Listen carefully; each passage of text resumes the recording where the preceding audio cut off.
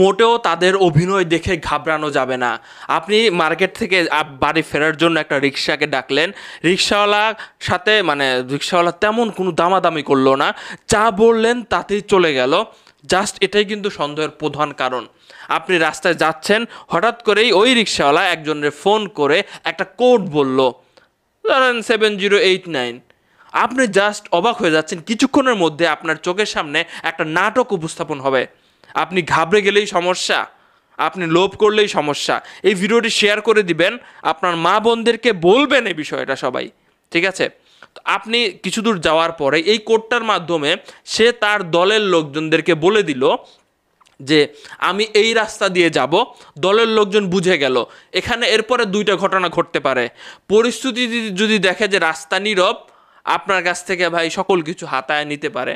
2 নম্বর বিষয় হচ্ছে, তারা অত বড় রিস্ক নিবে না, আপনাকে বোকা বানাবে। ঘটে যাওয়া ঘটনা ভাই আপনাকে বোকা বানাবে কিভাবে? সে হঠাৎ করেই রিক্সাটা থামাবে, রিক্সা থামানোর পরে দূরেই দেখবে একটা টাকাতে কাগজে বা কিংবা কাগজে মোড়ানো একটা কিছু আপনার সামনে আসবে, এসে জাস্ট এমনি হাতাতে থাকবে। এরপর হুট করেই তিনি সেটা আপনার সামনে পড়বে। হ্যাঁ, ওই পড়বে, পড়ার পরে এখানে এমন কিছু লেখা থাকবে যে এটা একটা স্বর্ণের বার, এটার সে এই দোকানে দিতে হবে, ওই দোকানে দিতে হবে, এবং জাস্ট আপনার সামনে নাটকগুলো হচ্ছে।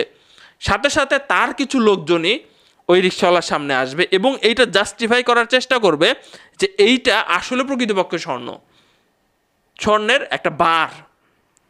তারা জাস্ট আপনার সামনে নাটক উপস্থাপন করবে, আপনি ওই টাইমে চুপ করে বসে থাকবেন। লোভ করবেন না, যে রিক্সাওয়ালা হয়তো বোঝে না সে এই জিনিসটা কি পাইছে, আপনি তার কাছ থেকে কিনে নিলেই, যে টাকাতে কিনবেন বাড়ির যায় দেখবেন যে ভাই পিতলও না, কিনে নিলেই মানে আপনি ধরা খাইবেন। কারা কারা এইভাবে ধরা খেয়েছেন আপনার প্রতিবেশীরা কমেন্ট বক্সে একটু লিখবেন, বাকিরা একটু দেখবেন যে এভাবে হচ্ছে। আপনি জাস্ট নাটকটা দেখবেন, কোনো ইন্টারেস্ট দেখাবেন না, কোনো ইন্টারেস্ট দেখাবেন না। আর যদি তারা আপনাকে এমন কোনো পরিস্থিতিতে ফেলে যে ভাই সব কিছু চাচ্ছে, আপনার আশেপাশে কেউ নাই, আপনি দিয়ে দিবেন, সহজেই সব কিছু দিয়ে দিবেন। ভাই জীবন অনেক সময় পাবেন, অনেক কিছু করার সময় পাবেন। একটা মোবাইলের জন্য 2-4-5 হাজার টাকার জন্য আপনি এটা ভাই করবেন না, বাড়াবাড়ি করবেন না। এই সতর্কতামূলক মেসেজটা আমি পৌঁছাতে চাই। তো ভিডিওটা শেয়ার করবেন। তো এইভাবে অসংখ্য মানুষ বোকা হচ্ছে একজন রিক্সা চালকের কাছে। তো আপনারা চালাক মানুষ, ডিজিটাল যুগ, ডিজিটালভাবে যত প্রচার করবেন তত এগুলো থামবে। মানে জাস্ট নাটকটা দেখতে থাকবেন, আর কিচ্ছু না, কিচ্ছু বলবেন না, ওকে? কিচ্ছু বলবেন না। এমনকি আপনি ইন্টারেস্ট যখন দেখাবেন না, তখন তারা এমনটাও বলতে পারে যে ভাই আমি আর যাব না, আপনার নেমে অন্য রিক্সা দিয়ে চলে যান। আপনি তাই করবেন, অন্য রিক্সা দিয়ে চলে যাবেন।